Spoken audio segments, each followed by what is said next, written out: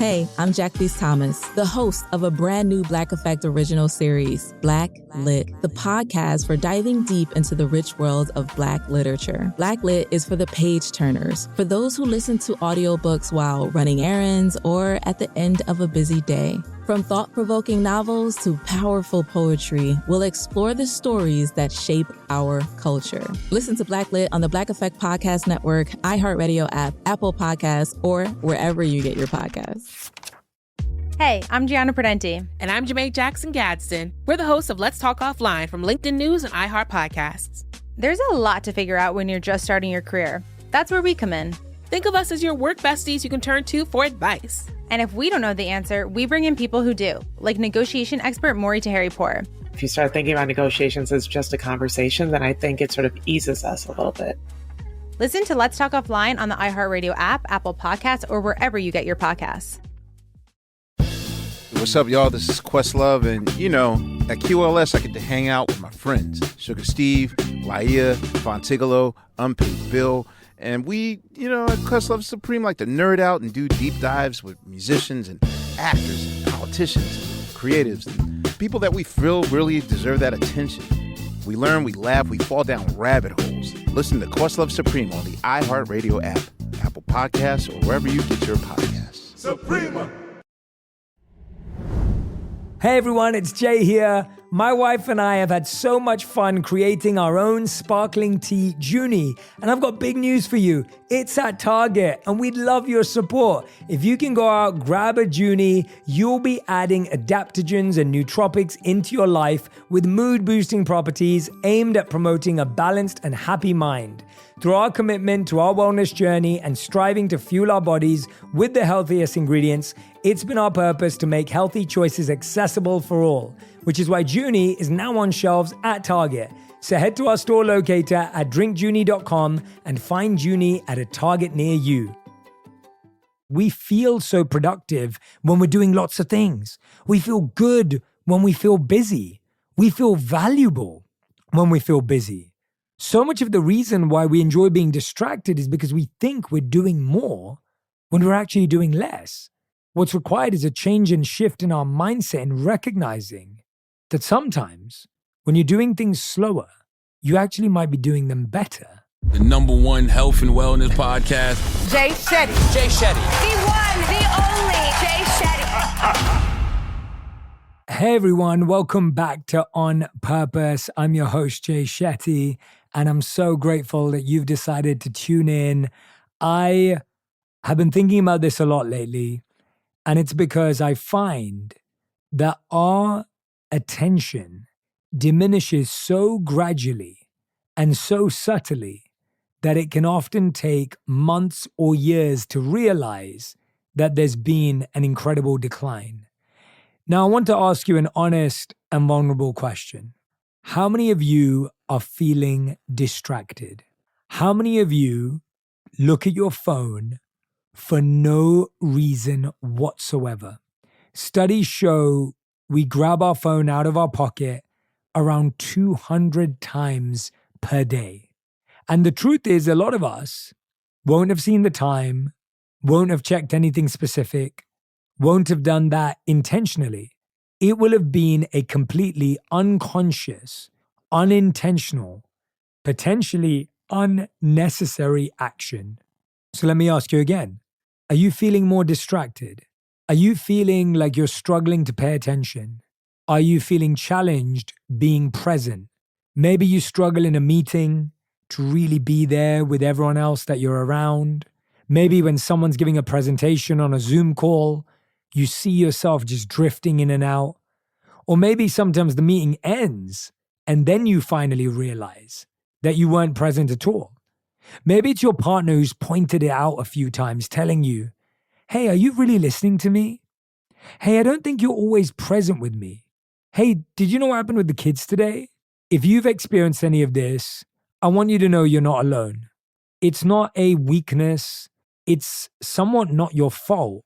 And it's actually something that we're all struggling with. Listen to this episode to get less distracted. Listen to this episode to increase your focus. And listen to this episode so that you can be more present in your life. Now, tell me if this ever happened to you, or tell me if it often happens to you. You're paying attention to something or someone, maybe it's a speech, an activity, and you get the urge to look at your phone. You better believe I've been there. Regularly, in fact. I think it's fair to say we all do this. As technology's advanced, as distractions have multiplied, our ability to focus has been shrinking. But I promise you, with some conscious effort, you can build it back. This episode is dedicated to help you do just that. Now listen to this research. Back in 2004, researchers at UC Irvine set out to understand how information workers divided their focus. They looked at analysts, software engineers, and managers, examining how quickly people pivoted between email, desk work, and their phones. And the results were kind of mind-boggling. The researchers found that on average, people spend about 2.5 minutes concentrating on a task before turning their attention elsewhere. That's not long at all, right? Because that original study came before smartphones, before social media, before 24/7 notifications and always access scrolling. So in 2012, some of the researchers ran another study. This time they found that the average time spent on a task had dropped to 75 seconds. And even more recently, one researcher discovered that the average attention span on computers and smartphones was a mere 47 seconds. That's a whole another level of mind-boggling. To make the point really clear, if you look at platforms like TikTok, platforms like Meta, platforms like Instagram, a lot of them count an 8-second view as a view. So when you look at views, it's really someone who's watched it for 8 seconds. 8 seconds is considered presence. And I think if you look at yourself scrolling on social media, you'll find yourself spending 1 to 2, maybe 3 seconds on a video before you scroll past it, which is why 8 seconds is seen as such a significant number. That's what it takes to keep or lose our attention. 8 seconds. All of the social media world knows that if you don't grab someone's attention in 8 seconds, you've already lost it. Now, this probably isn't the first you're hearing about this precipitous decline in focus. And at the very least, you definitely feel it. And even if multitasking may seem efficient, it actually has a negative impact on cognitive performance, on productivity, and mood. Listen to this. Studies show that only 2% of people can actually multitask. And the funny thing is, when 98% of us hear that, we all think we're in that 2%.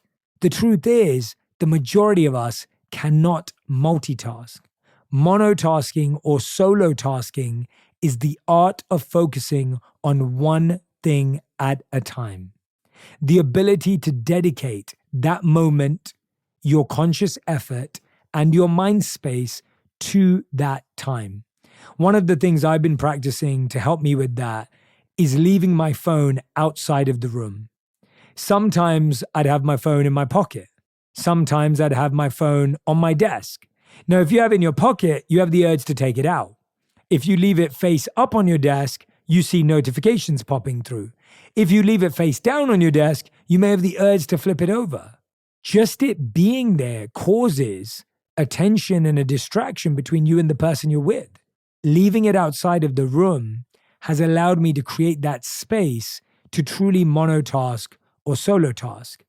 I also started to realize how much I've been losing the ability to immerse myself. I remember being able to really sit with something. Radhi and I took a trip a couple of weekends ago to Big Sur. Big Sur is around I think about like 7 or 8 hours drive away from LA, and it's known to be a really peaceful place, a very spiritual place where you can, bathe in the trees, you can go for hikes, you can, be in nature.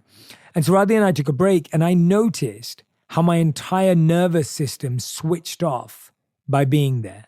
And when we were there, it was so natural to just be present with the trees. Or when we'd go on hikes and we'd see deer, to just be present. When we'd be on a walk through these winding pathways and bridges, to just be present. And if you've ever experienced deep presence or deep rest in that way, you start to value it. And I think often what we've done is we feel so productive when we're doing lots of things. We feel good when we feel busy. We feel valuable when we feel busy. So much of the reason why we enjoy being distracted is because we think we're doing more when we're actually doing less. So what's required is a change in our values. What's required is a change and shift in our mindset and recognizing that sometimes when you're doing things slower, you actually might be doing them better. Think about that for a second. It's a really random thought, right? It's kind of counterintuitive. There are a lot of things in the world that if you did them slower, you'd be doing them better. I'll give you an example. Ayurveda talks about how when you're eating food, each morsel should be chewed 32 times. Now, I know that may sound ridiculous, but if you try and do it, there's a reason why.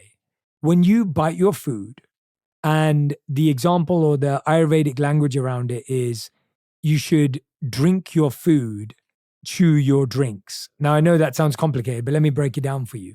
So you should drink your food. What does that mean? If you've broken your food down, if you've chewed it enough down to feeling like liquid, it becomes easier on your digestion. If you've been able to chew your drinks, i.e. you don't just gulp it down, but you take a moment with it, you actually make it easier to digest.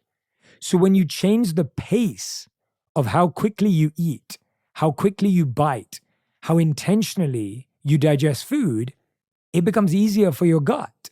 There are so many things that would be better if we did them slower. So I want to ask you to reflect, what is it that you could do more slowly? What is it that you could do more present that you think would improve it? Maybe the flusteredness that you feel in a meeting or the stress you feel in a meeting is because you're allowing your mind to jump from place to place. What if it was just in that meeting? What if you just listened to what that person was saying? What if you'd actually achieve more? You'd make better decisions. You'd make better long-term decisions. How many times have you had it where someone said something, you go, yeah, sure, that's fine. And then a month later, you're like, wait a minute, I don't remember even saying that. I had this happen to me recently and it just, my team will probably tell you it happens more often than not. And I started to realize how we don't make good decisions. We're just making decisions in the moment, strung between two decisions, right? You're choosing what to order to eat at the same time as making a decision at work. You're choosing where to go out for dinner tonight while you're deciding what to wear, right? You're choosing, whatever it is, right? There's just so many things like that. So let's talk about what else we can do to combat this wavering attention.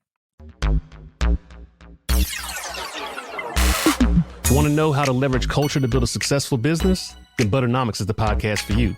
I'm your host, Brandon Butler, founder and CEO of Butter ATL. Over my career, I've built and helped run multiple seven-figure businesses that leverage culture and built successful brands. Now I want to share what I've learned with you. And on Butternomics, we go deep with today's most influential entrepreneurs, innovators, and business leaders to peel back the layers on how they use culture as the driving force in their business. On every episode, we get the inside scoop on how these leaders tap into culture to build something amazing. From exclusive interviews to business breakdowns, we'll explore the journey of turning passion for culture into business. Whether you're just getting started or an established business owner, Butternomics will give you what you need to take your game to the next level. This is Butternomics. Listen to Butternomics on the iHeartRadio app, Apple Podcasts, or wherever you get your podcasts. Hey, I'm Gianna Prudenti. And I'm Janae Jackson Gadsden. We're the hosts of Let's Talk Offline, a new podcast from LinkedIn News and iHeart Podcasts. When you're just starting out in your career, you have a lot of questions, like how do I speak up when I'm feeling overwhelmed? Or, can I negotiate a higher salary if this is my first real job? Girl, yes. Each week, we answer your unfiltered work questions. Think of us as your work besties you can turn to for advice. And if we don't know the answer, we bring in experts who do, like resume specialist Morgan Sanner. The only difference between the person who doesn't get the job and the person who gets the job is usually who applies. Yeah, I think a lot about that quote. What is it? Like, you miss 100% of the shots you never take. Yeah, rejection is scary, but it's better than you rejecting yourself. Together, we'll share what it really takes to thrive in the early years of your career without sacrificing your sanity or sleep. Listen to Let's Talk Offline on the iHeartRadio app, Apple Podcasts, or wherever you get your podcasts. Hey, I'm Jack Beast Thomas, the host of a brand new Black Effect original series, Black Lit, the podcast for diving deep into the rich world of Black literature. I'm Jack Beast Thomas, and I'm inviting you to join me in a vibrant community of literary enthusiasts dedicated to protecting and celebrating our stories. Black Lit is for the page turners, for those who listen to audiobooks while commuting or running errands, for those who find themselves seeking solace, wisdom, and refuge between the chapters. From thought-provoking novels to powerful poetry, we'll explore the stories that shape our culture. Together, we'll dissect classics and contemporary works while uncovering the stories of the brilliant writers behind them. Blacklit is here to amplify the voices of Black writers and to bring their words to life. Listen to Blacklit on the iHeartRadio app, Apple Podcasts, or wherever you get your podcasts. Now, one of my favorite techniques is called the Pomodoro technique. The way this works is you focus on a single task, usually for 25 minutes, then you take a short break, around 5 to 10 minutes, and then repeat that cycle. After 4 cycles, you've earned yourself a longer break to reset. During each period of focus, you silence your phone, turn off notifications, and clear your workspace of distractions. The idea is that if you know a break is coming, and you only have to put your head down for a manageable interval, then you can truly commit to the task at hand. And I mean that. That social media notification can wait for 25 minutes, right? And by the way, when your mind knows that it's only 25 minutes away, you can actually resist the urge for checking it. This is often the techniques that's applied to children. When children know that there's a reward at the end of a challenge, they're more likely to sit through it. Now, that said, if initially this makes you feel uneasy to disconnect like that, you can start with shorter intervals and gradually increase your focus blocks. Ultimately, with diligent practice, you'll naturally rebuild your concentration muscle. You'll naturally increase your attention span, which will serve you in the long run. And I think you really have to look at it like a muscle. If you haven't lifted a weight in a long time, you don't just go into the gym and lift the biggest weights there. So if you haven't focused and concentrated for consecutive hours for a long time, don't just force yourself to do what's ideal, what seems perfect. Take your time with it. And look, I'm not saying the Pomodoro technique is the be-all and end-all. It's just one of many tools that could potentially help you to concentrate to single task to perform at your best, right? We live in a connected world. I'm not saying anything you haven't heard before. And at any moment, we can be texting or checking emails or laughing at cat videos, which can be fine if you're waiting in line or lazing on the couch. But it's not so great when you're doing more active stuff, like hanging out with friends, getting work done, or simply walking around. Which is why I highly recommend you also set no technology zones and no technology times in your home and in your workplace. One of the things I've done is I've disconnected my social media apps from my laptop. So if I'm on my laptop, I'm fully there for work. I'm there for email, I'm there for my documents, I'm there for my spreadsheets, but I'm not connected to social media. So when it comes to no technology times, it's like saying no technology in the house before 8 a.m. and then no technology being used after 8 p.m. What you're doing is you're creating barriers and boundaries, healthy points of contact, so that now you're not constantly absorbed.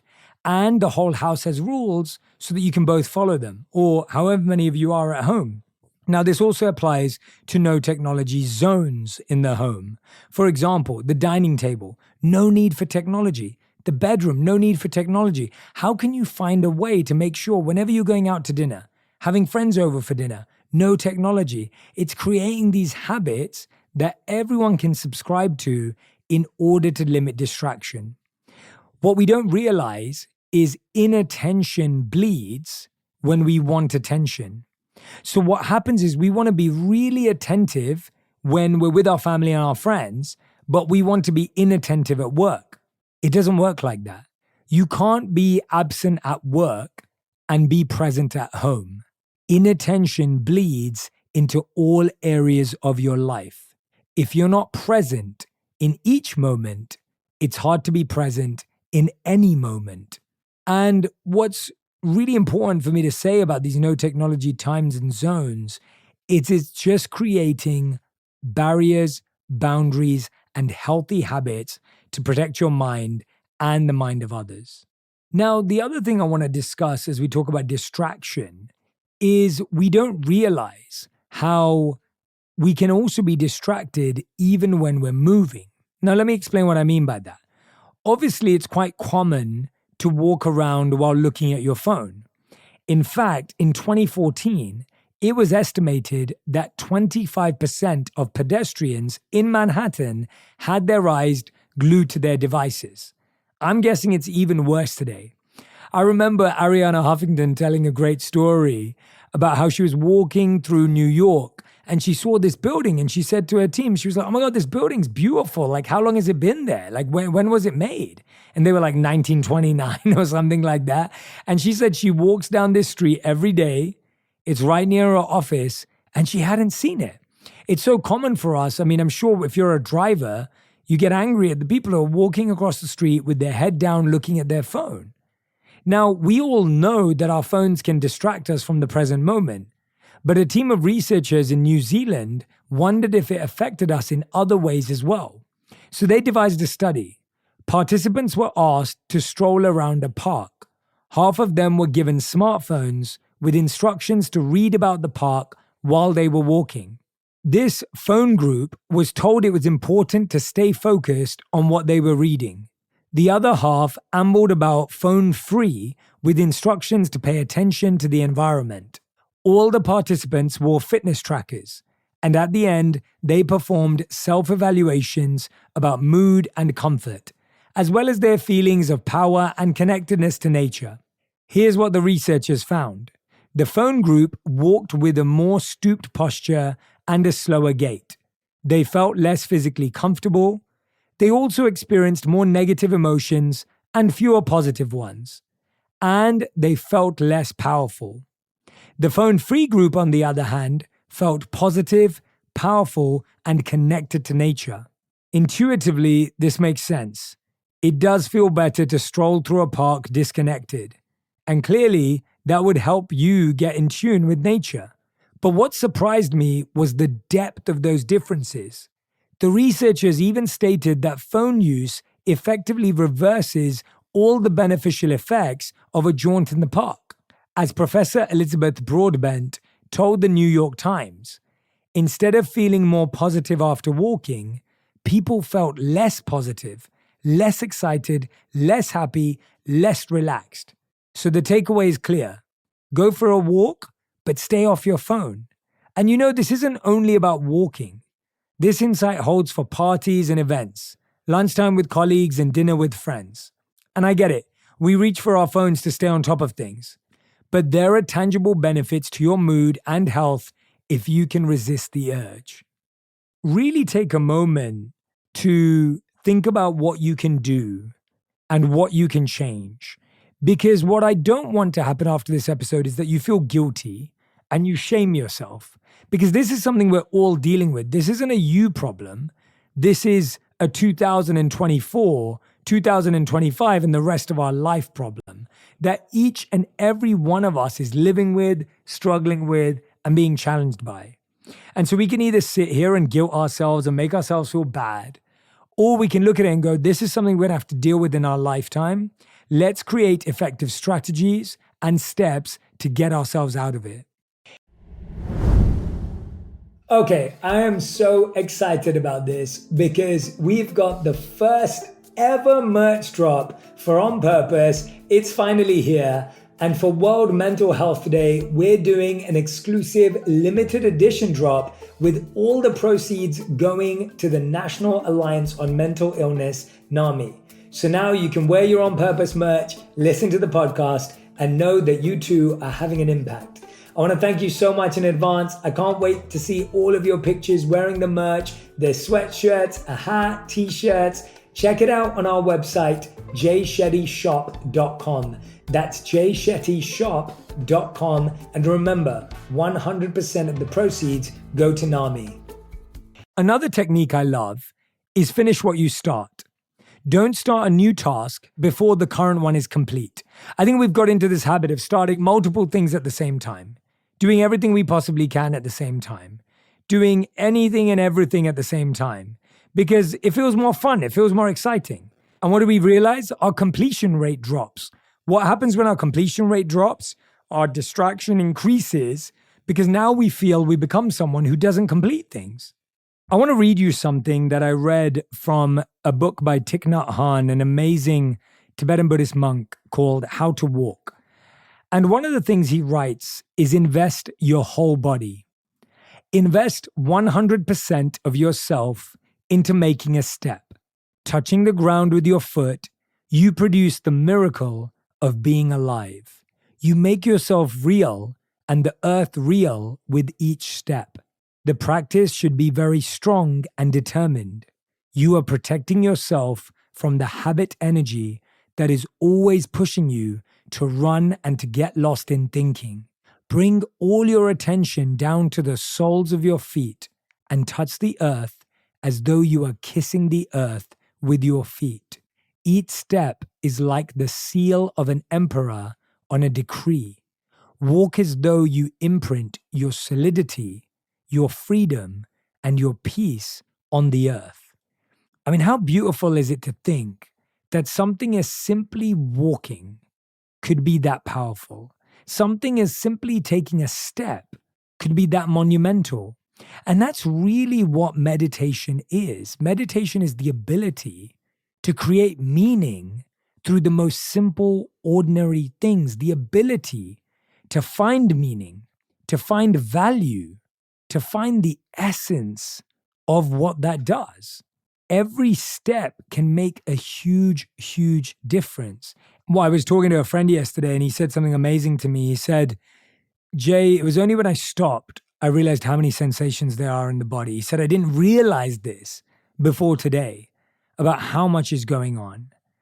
And another thing Thich Nhat Hanh says in How to Walk, which I love, is he says one of the most profound teachings is also the shortest. I have arrived. Our true home is in the present moment. To live in the present moment is a miracle. When I breathe in and become fully alive, I see myself as a miracle. When I look at an orange mindfully, I see the orange as a miracle. When I peel an orange mindfully, I see that eating an orange is also a miracle. The fact that you are still alive is a miracle. So miracles are the things that you perform several times each day with the power of mindfulness. The miracle is not to walk on water. The miracle is to walk on the green earth in the present moment, to appreciate the peace and beauty that are available now. I perform this miracle every time I walk. You too can perform the miracle of walking any time you want. These words from Thich Nhat Hanh are so powerful because I think our busy lives have made us see the ordinary as nothing but ordinary. But if you think about your favorite moments, weren't they when you took in the ordinary? Maybe it was your friend's laugh. Maybe it was something that you were both joking about. Maybe it was a shared emotion or expression. Maybe it was a joint love for food. It was something simple. It was something beautiful. It was something tiny and organic and natural. It wasn't something constructed, engineered, and manufactured. If anything, when you were trying to create something, it may not have had that. So I hope this is your reminder to be more in the present, to be more mindful, to live in a way that we're not just allowing ourselves to get distracted, that we recognize that just a few of these simple tips can help us walk and live a better life.